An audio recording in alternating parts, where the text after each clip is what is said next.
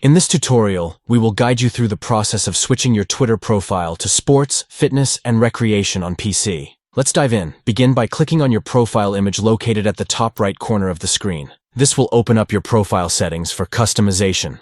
Next, locate the button in the top right corner labeled Edit Profile. Click on this button to access the profile editing options.